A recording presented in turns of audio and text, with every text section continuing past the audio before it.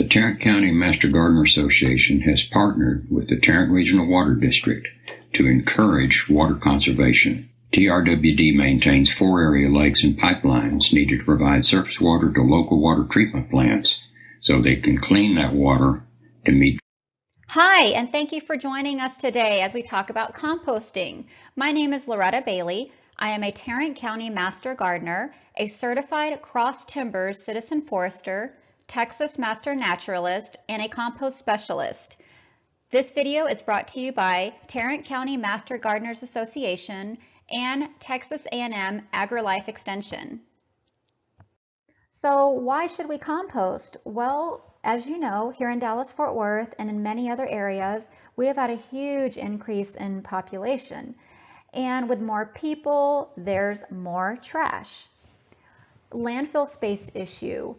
As we create more trash, we need more landfill space, and that becomes an issue where we have to go out and acquire more land to put this trash somewhere. Repurpose your kitchen scraps and yard trimmings. Make some great compost out of it. Compost is a great soil amendment, and it's free because you make it in your own backyard. It is great for enriching your soil and for conserving water. And it decreases the need for chemical fertilizers. So all around, compost is great for your yard. Here's a picture of a local dump site. And as you can see here, a truck is adding more to an already large pile. And we are going to go into some information on how we can help decrease this burden. And here's another picture showing kind of an up-close picture of what all is in this dump. This pie chart was created by EPA, and it is the total municipal solid waste generated by material as of 2018. So out of 292.4 million tons of trash, this is what they sorted and found. So we've got a category called other, textiles, rubber and leather, and then look at wood, 6.2%. Food, 21.6%, yard trimmings at 12.1%, paper and paperboard, 23.1%, and then we've got glass, metals, and plastics. Approximately 63% of trash that we're currently sending to landfills can be composted. If you look at these percentages here, wood, yard trimmings, food, paper and cardboard, we can do a lot to help eliminate a lot of the burden that's being sent to these landfills by composting at home. Population growth and increasing demand for landfill space. So from 2010 to 2019, Dallas-Fort Worth gained 1.3 million residents. And from 2020 through 2029, DFW is projected to add on another 1.3 million residents. So as you can see here, we are growing by leaps and bounds. Now let's discuss the necessary components to build a successful compost pile. The first component you'll need is carbon. This is typically dried up and what we call brown materials.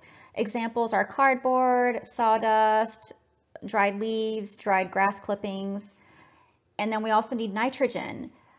This is typically moist and green. Examples are vegetable and fruit scraps, used coffee grounds, grass clippings, and fresh shrub trimmings. Third component is air, and the last is water. Now let me add, for carbon, we typically nickname that brown materials. It doesn't necessarily mean brown in color. For example, shredded paper is usually white, but we do call that a brown material. Whereas nitrogen, we call that green, but it's not necessarily green in color. Take, for example, banana peels. Those are yellow, but it is considered a green or nitrogen material.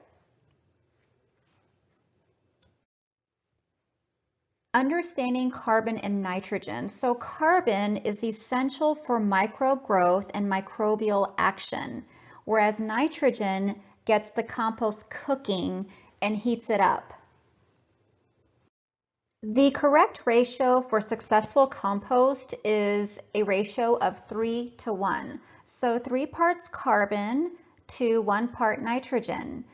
Now, on a perfect day, this would be the deal, right? But as you're cleaning your yard, or let's say you have a bunch of family over and you end up with a bunch of kitchen scraps, those materials can fluctuate up or down. So this is just a general rule. Don't beat yourself up on following this rule to a T. No one really does, but this is definitely the general guide to have successful compost and to avoid any issues that might come along. So we'll go into more of those later, but try to follow this as close as possible if you want to have a nice, functioning, efficient compost pile. Here are some examples of nitrogen sources, or again, green sources. Animal manure. And I may have lost some of you right there, but you don't have to use animal manure, but it is rich in nutrients. So if you can get your hands on some good animal manure, that's great. But again, you don't have to add this to your compost. There is gluten meal, used tea leaves, and coffee grounds. Coffee grounds, I love going to a coffee shop or a gas station that serves a lot of coffee. Don't be shy. Ask, hey, can I have a bag of your used coffee grounds? Coffee grounds are great because it brings a bunch of worms to your compost pile. For some reason, they love it. It is a really good nitrogen source, obviously. And it seems to be a natural deodorizer. Let's say you've got some stinky stuff in your compost, like onion peels or whatnot. Well, it seems to mask a lot of those odors. So that's what I really love about coffee grounds. Fresh shrub cuttings, perennial trimmings, banana peels, apple cores, watermelon rinds, and of course, expired produce from the refrigerator. Don't throw that away. Stick it in your compost pile. Here are some examples of carbon or brown sources. Paper towel rolls. Did you know that you could compost those? And toilet paper rolls. Cardboard boxes. Just make sure you rip them up a little bit. Shredded or torn paper. Dried leaves. Dried grass. Sawdust, but do watch for chemical additives. A lot of lumber has been treated, so you really don't want to put that in your compost, especially if you plan on using that compost in edible gardens, like a vegetable garden. Hay and peanut shells. Okay, now we're getting to the fun part, steps to create a compost pile. First, you're going to purchase a compost bin or DIY it and create your own. I will go into some really cute ideas later on and also some purchased options that you can do at home. So hopefully those will inspire you to go out and get some repurposed materials and build your own, or do as I did and just purchase one to make life a little easier. Or you can even create one on the ground. You don't have to purchase or make one. Thoroughly water your layers as you build. So let's say they look like lasagna layers, right? You're putting your layers down. Make sure you water. So start your bottom layer with brown, or a carbon as we call it. The next layer on top of that will be a green. Now, as you continue to add and layer, water in between those layers. That's really important to get the composting or decomposition process going. Add already finished compost or soil on top to seed beneficial microorganisms and get the compost started. It also helps to keep the moisture in. Now, you don't have to do this. It is an optional step, but I typically like to kind of cover it up. It seems to protect the compost moisture level and get it going. Another option is to cover the compost pile to keep the moisture in, but that's totally up to you. Now here are some composting tips. If you want faster compost production, be sure to chop up your materials. It will decompose faster. Smaller pieces break down a lot faster than a big chunk of something. If you want to speed up decomposition, turn your compost regularly. You can do it weekly, you can do it daily if you've got the time, monthly, maybe bi-weekly. Now, if you do it monthly, it'll take a little bit longer to break down, whereas if you do it bi-weekly or weekly, it'll break down a lot faster. So it just depends on how much work you put into it. The compost pile should always be damp, like a moistened sponge, not dripping wet, but it should be like a moistened sponge. So water it in if necessary. As you're turning your compost bin, if you realize it's really dry, then it will not break down. So be sure to water it. Temperature of compost. Your compost, once you've built it, according to the rules that we've talked about, the 3-to-1 or close to it, your compost should reach a temperature of 90 to 140 degrees within about a week. A thermometer is optional, but it's fun. When I first started composting, I used it a lot, not so much anymore, just because I'm into the habit of composting and know what works and what doesn't. And you will too. As you practice and become experienced, you'll start to get it. But at the very beginning, it is kind of fun to poke a thermometer in and see where you're at and if your compost building was successful and whether it's breaking down or not. Now, hot weather will speed things up, obviously, whereas cold weather tends to slow things down. Kind of like when you put your produce in the refrigerator, it helps to slow down the breaking down process and helps it last longer. Temperature ranges and decomposition. Microbes that decompose raw materials are in two different temperature categories. Mesophilic means the temperature is 50 to 113 degrees, whereas thermophilic is 113 to 158 degrees. Thermophilic range is where weed seeds are killed. So we will get more into the cold versus hot composting methods, but it's really important to differentiate these two temperature ranges, especially if you plan on putting weed seeds, maybe some weeds that you pulled into your compost bin. You want to make sure it's reaching a higher temperature to ensure those weed seeds are killed. As you create a compost pile, these are some shepherd's bins. You may even have a pile that towers over the top of your compost bin, but that's okay because over time that material will break down and go down, down, down, and you may only end up with half or a third of what you thought you started with because everything has broken down, decomposed, and has become usable compost. Now we get into the topic of lazy versus fast composting, or in other words, cold versus hot.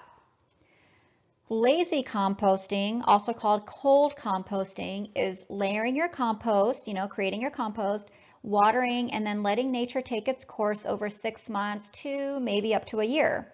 You let those worms and other insect critters do the work for you. Whereas fast composting or hot composting is speeding up the heating and decomposition process by turning the pile regularly to create compost quickly. It is more labor intensive, but you do get compost faster. And if you find that you only have a few compost bins and you're gathering a lot of material, fast composting might be the method for you. Whereas cold composting, your compost will be a little delayed. You won't have it as quickly, but it's also a lot less labor intensive. Me personally, I tend to do the lazy composting. I have enough yard work to take care of, I think, so I just like to let nature take care of it for me. I'm not really big on shoveling it and creating extra work. I may do it occasionally, but very rarely. I just like to layer my compost, make sure that it's watered in. I may water it in occasionally if we don't get any rainwater, just to make sure everything's, doing well. But other than that, I really don't put a lot of time and effort into my compost bins. On the other hand, I am a co-lead at the Tarrant County Master Gardener's demonstration garden, and we build compost there. We work there every other Tuesday, and We get a lot of material there, and we also need to create compost because we have a lot of gardens around us that utilize that compost. So there we do the labor-intensive turning to speed up the breakdown. So it really just depends on your needs. The location of your compost bin matters. I like to put it in a shady or partial sun area because, I mean, honestly, do you like to work in full sun? I know I don't. Full sun tends to dry it out faster and can sometimes overheat. Always put it near a water source because compost piles need a lot of water to get going and to help them break down.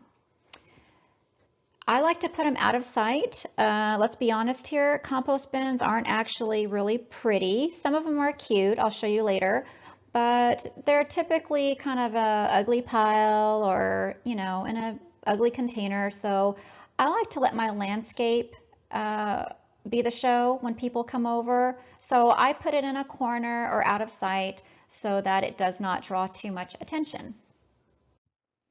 Now we'll discuss problems and solutions.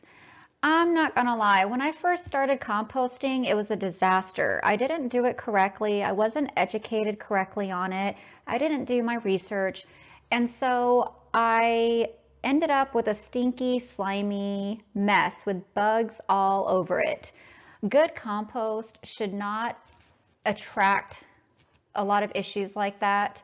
It shouldn't stink. It should be well balanced and smell earthy.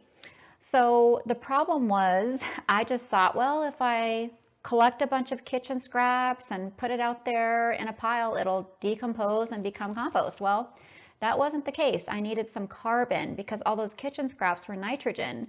So I did not pick up on composting again after that mess. I decided to give it up. And once I became educated on it, I gave it another shot and voila, everything worked out great. And I've been a composting addict ever since then. So we'll go through all these different issues that might arise as you start composting, but there are some simple remedies. So again, the stinky compost issue that I had, I just didn't know that I needed to add some carbon to balance it out. So if your compost is stinky, you have way too much nitrogen. Add some carbon. If you find that your compost is not breaking down, it's usually because it's too dry. You need to add some water, or there's not enough nitrogen to get it to break down. So I suggest that you add water and maybe some nitrogen and turn the compost pile to get it going. You may find that you have too many chunky pieces. So this could mean that your compost isn't quite finished, so give it some more time. Or don't add large items like branches or large pieces like watermelon rinds. Go ahead and chop those items up to help them break down a little faster. Some people complain about ants invading the pile. What you can do is sprinkle some diatomaceous earth all around the compost pile, or you can turn your pile and water it in to heat it up. You can also add nitrogen. That'll also help heat it up. A hot compost pile will make those ants run off. The outside edges are too dry. A lot of times when you have an open compost system, which I'll get into some examples later on, it's exposed to the wind, the elements, so it tends to dry out a little faster on the outside edges. So what I recommend is that you turn the pile and water it in, making sure to move those outside dry edges to the inside when you turn it. Some people say, oh, animals are getting into my compost. Well, be sure to bury your tempting kitchen scraps deep inside the middle. And then you can either cover it up with some soil or some carbon material to help avoid encouraging your hungry visitors. Remember, worms and other critters like the black soldier fly larvae are beneficial for your pile. They help to aerate and turn your material for you. Most compost failures are due to not enough water or nitrogen. Our suggestion is that you never add these materials to your compost pile. First would be dog and cat manure, because harmful disease pathogens may exist in their manure. Oils, we want to avoid adding butter, any of those oils. Meat and dairy, because it attracts a lot of critters and you don't want that mess. And also diseased plants. If you want to speed things up and heat things up in your compost piles, here are some suggestions. As we talked about earlier, coffee grounds are awesome for your compost bin. Earthworms love it. So ask your neighbors, maybe you drink enough coffee. I'm the only coffee drinker in my household, but I add every bit of it to my compost pile and it works great. You can go to a coffee shop or restaurants and gas stations. You'd be surprised how many people will offer it up and let you take some home. I've received huge bags from local coffee shops. Cottonseed meal is another very high in nitrogen component, but do watch out for pesticides used in production of this material. Because cotton is not an edible, the government allows more pesticides to be used on that crop. So we suggest that you don't use that in your compost if you want to use that compost in your edible gardens like a vegetable garden. Manure. Now some of you are grossed out by this. People who know that this is great to add to your compost bin, but I understand this can be a turnoff. You may not want to deal with the smell of adding it to your compost bin. But if you do have access to it, that is great because it's valuable for its nutrients and nitrogen. Good examples come from cows, rabbits, chicken, sheep, and horses. This is a step that is optional. Some people have to do it, whereas others don't. Me personally, I skip this step at home. I don't feel like it's necessary when I use it in my yard. Now, however, if you're going to use it for seed starting, it is preferable to screen it so that you have a finer, sifted, airier, softer product for your seeds. For mulching or top dressing needs, you can use the compost as is. Out at the Tarrant County Master Gardening Demonstration Garden, we do screen our compost to get the chunks out. What we do with those chunks is we either put it into the next compost pile so they can break down further, or we just put them into a flower bed to be used as like mulch. So it's really up to you. Me being a lazy composter, it is no surprise. I don't do this step. I just simply put my compost out. I'll top dress my trees sometimes, my flowers, my veggie garden. So I don't do this extra step, but again, it's up to you and your needs. When utilizing compost, a general rule is to mix in a few inches of compost into your soil before you do your planting. So you can just put a couple inches on top, then till or shovel it in, and then plant your flowers or your shrubs or whatever you have. For established lawns, we recommend spreading 1/8 inch to 1/4 inch right on top and gently raking it in. For new lawns, we recommend tilling in 1 to 2.5 inches of compost to a depth of 6 inches of soil before installing your lawns to give it a good foundation for those roots. For potted plants, trees, and shrubs, you can just simply top dress. So that means to sprinkle it on top and water it in. All those nutrients will be absorbed into your soil and into those roots. Now I will share with you my personal home compost bins, what works for me. It may not work for you, so I'm going to show you several different varieties of compost bins, and then you can make a decision on what you think will work best for your personal needs. So this one is called a tumbler, and I find that it's easier on the back because you never have to shovel it. You fill it up, snap it closed, and then you manually push it to turn it around so it can mix all the contents inside. So if you don't like to shovel and you want to hot compost, then this is the way to go. It makes compost very quickly because you are utilizing that hot composting method. It's also very easy to unload your compost when it's finished. You just have to remove the lid and turn it on its side and put your bucket underneath it to rake in all of your finished compost. It's clean and compact. That's what I really like about it. It retains moisture very well because it's completely enclosed. It does have aeration holes, but it does trap a lot of moisture in, which is great.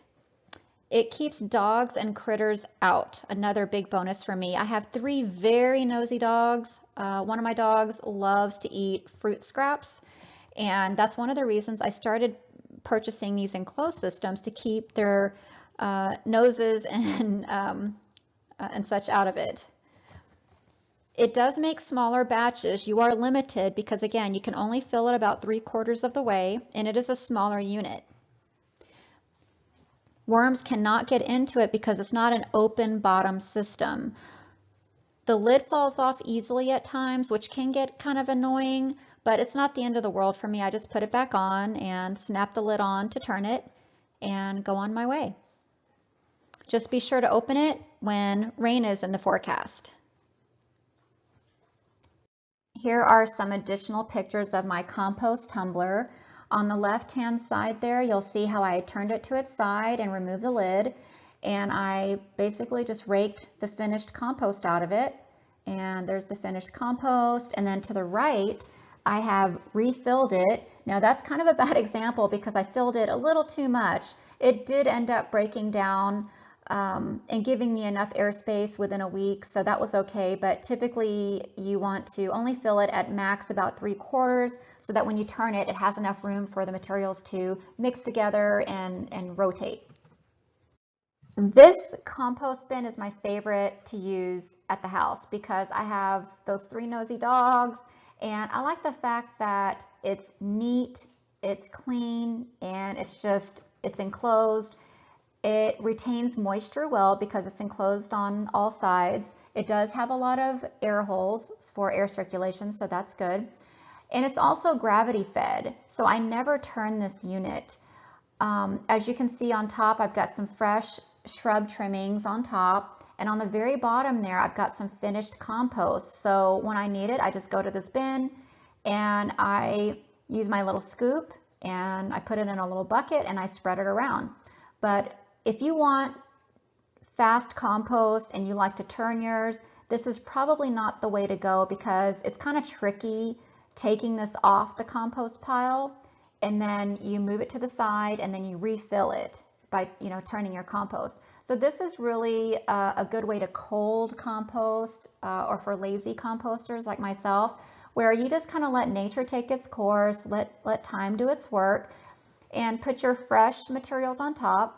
That's another bonus. As you collect your composting materials, you can just put it right on top and close the lid, and over time it'll break down and have finished compost at the bottom. And just to recap, here again are the pros and cons of this type of system.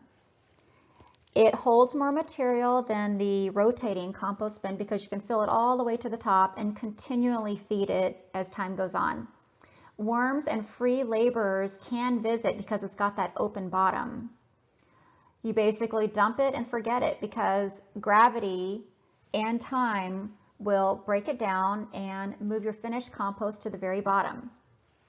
It keeps my dogs out, my nosy dogs. It retains moisture well because it's completely enclosed. Easy access to your ready compost at the bottom. And again, continuously add to the top over time. It is clean and contained. Now it can be difficult to turn. We talked about that earlier. And you must remember to open it when it rains. At the Tarrant County Master Gardener's Demonstration Garden, we use a DIY chicken fencing with metal rods system, as you see there on the left. And on the right-hand side, that is a Shepherd compost bin. The pros and cons of these type of compost bins are you have a larger capacity, so you can make them as large as you'd like. Simply create one on the ground if you'd like. They do dry out quickly because they're not completely encased. They are more exposed to the elements and open to critters. Easier to access for turning. They are DIY friendly because you can repurpose just about any material to make one. Here are some more examples of shepherd compost bins.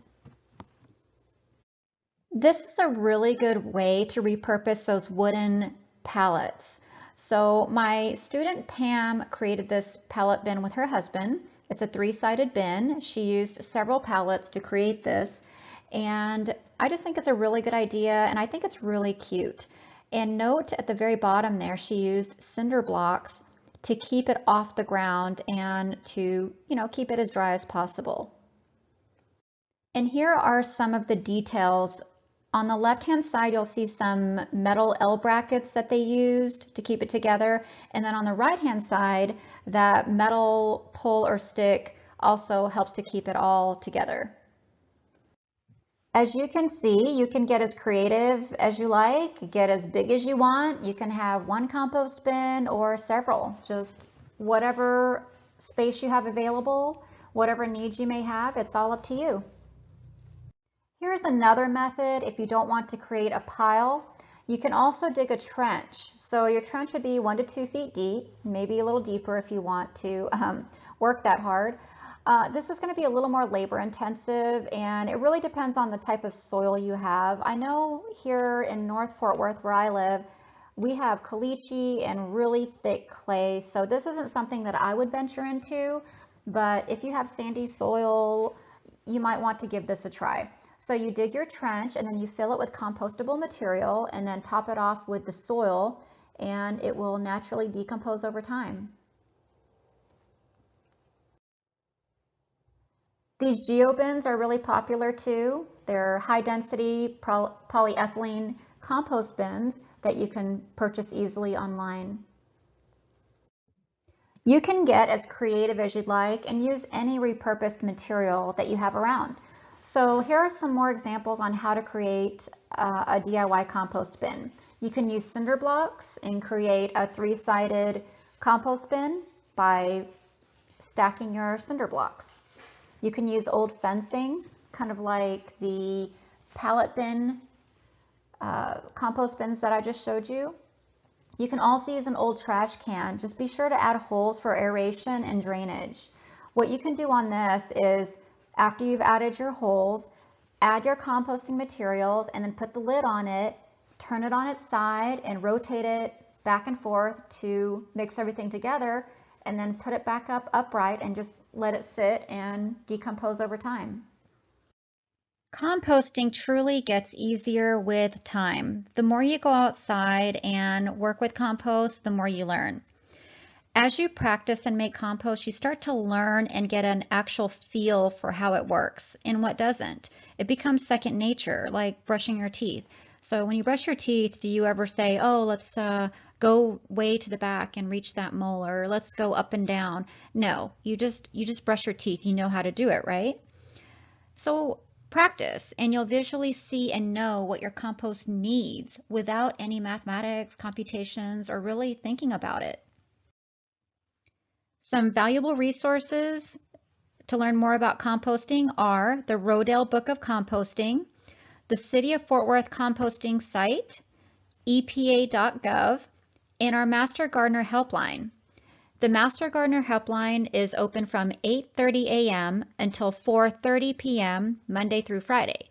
So if you have any questions, give us a call.